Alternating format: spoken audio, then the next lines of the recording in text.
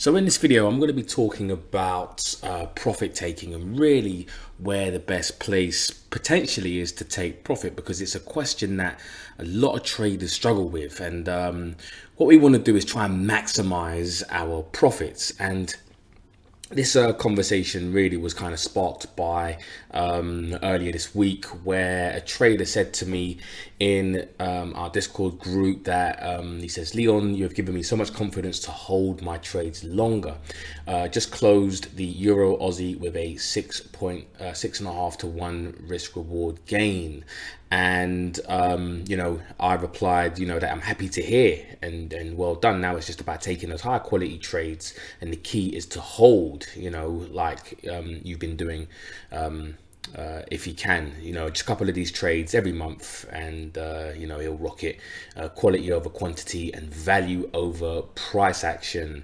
And then there was another trader who, because this was put in the group, this trade, this level, and another trader said that he was in the same Euro Aussie trade but chickened out and made a decent 3 to 1 though. And out of all the traders that are still in this trade, I guess I'm the only one, and because I've learned to really kind of hold trades. Now it can be difficult to hold trades, and we tend to want to take profit. We look at our unrealized profit, look at the fact that we're up a good 2, 3, 4 to 1, and it's easy to kind of snatch the profits, but none of us really know how far the market can go. So we have to try not to approach trading from an emotional standpoint, as far as taking the money and run, right?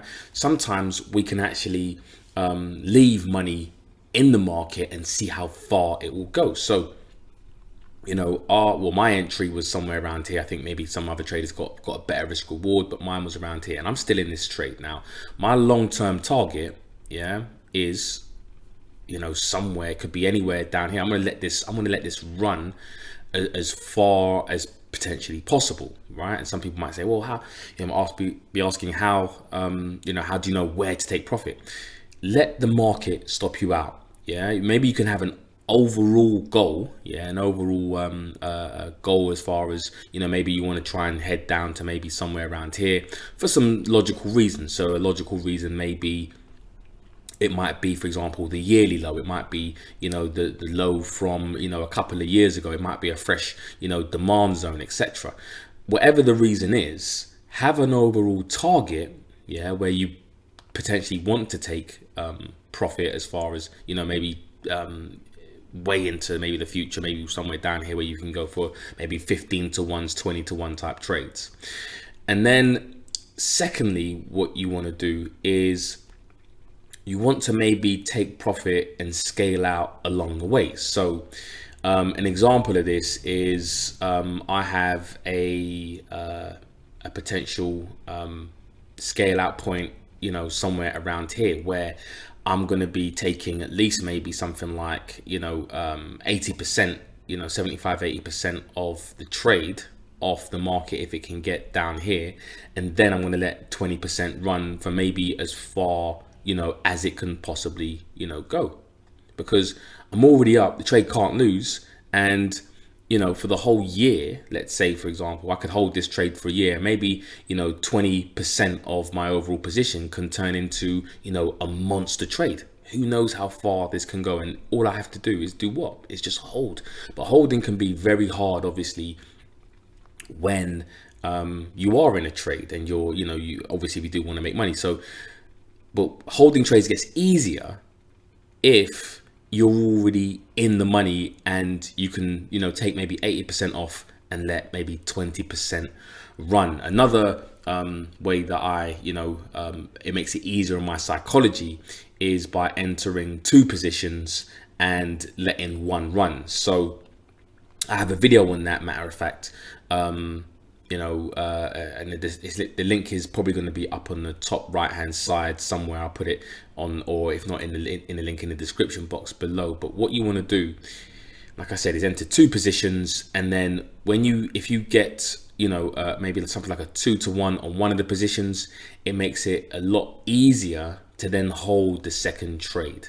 yeah, and let it run for, you know, to a logical level. Now, when it comes to choosing levels as well, I think, you know, why would I potentially think that prices could come down here or even further?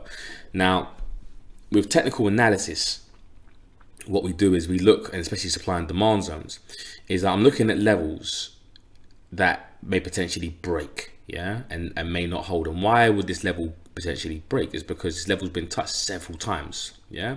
So we've got a level where it's been touched once, twice already, probably 3-4 times if you want to include that. So the more times an area is touched, is the weaker it becomes. So that has a better chance of breaking through, yeah, and going down to maybe a fresher area of demand or supply. So whenever you have an area that's been touched several times, don't look at it like it's a problem area and it could reverse. And it could reverse here. You know, it could do something like this. But it has probably more of a better chance of breaking through that level if it's been touched, you know, once, twice, 3 times, 4 times.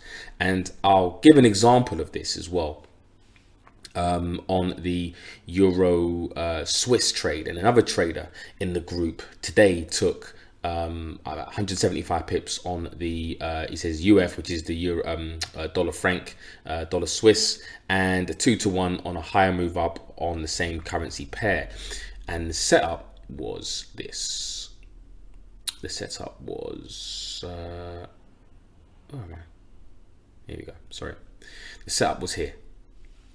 Now, at the time, yeah, you know, this is where the trader got in somewhere around this area here, yeah. And I was saying to them, I said to them and everyone who was in the group, yeah, what you want to do is go for fair value targets, yeah, fair value targets, or 80% of the range targets, yeah. And the reason why that is because when you get a large move, and you'll see this. And let me just delete these out of the way. All right, when you get a fairly large move to, you know, and prices don't pull back, yeah, to fair value, because at some point the market has to pull back to what is known as fair value. So from this high to this low, we don't get any pullbacks. And as we continue to go lower, yeah, prices don't pull back to that fair value. Yeah, prices continued down and lower. There was no major pullback. Yeah, there was no major pullback. Here, we just keep dragging it down. So we got a setup. We got a nice demand zone around here. Prices made higher highs, higher lows, and then there was, you know, prices came back down into this zone on the Monday. There was an entry around here to get involved in the trade. So I was saying to, you know, that trader, what you want to do is look for this fair value target as, you know, your one of your first potential targets. And I explained and I broke this down simply because you don't have a pullback at some point. You know, this is if you're looking at this being an absolute bargain and this being a cheap area, or this being, you know, an expensive area and this being a cheap area, depending on which one you're buying. So for me, I'm looking to buy the US dollar. So this area represents an absolute bargain. So at some point, prices have to go back to, you know, the midpoint between, you know, an expensive area and a bargain area. And that is known as, you know, the fair value target. So as the dollar was bought, you know, in a potential bargain area, going back to the target, yeah, this was an area where there was potential supply right here, and this level had been touched several times. Yeah, so this level has been touched once, twice already. So as this level had been touched, I was fairly confident that prices would break through because it had been touched already, and it became weaker in the same way that in the Euro Aussie, you know, that level had been touched several times. So we can now see, obviously, that, you know, what happened around here and prices have now hit that fair value target. So two things: whenever you want to go for extended targets, look to see whether price has been touched, at that level several times, and then don't worry if you know if you understand that you're buying as far as fundamentally you're buying at a bargain area, yeah, and you want to go for extended targets like the fair value. Ensure that the levels that any levels that are in your way potentially from reaching that target have been touched at least once or twice, yeah. And then obviously there was the take profit. It took maybe about since the 3rd of February, so about a week or two, to reach that nice swing trade that. And well done to that trade as well for looking to hold the trade as well. Holding is not easy.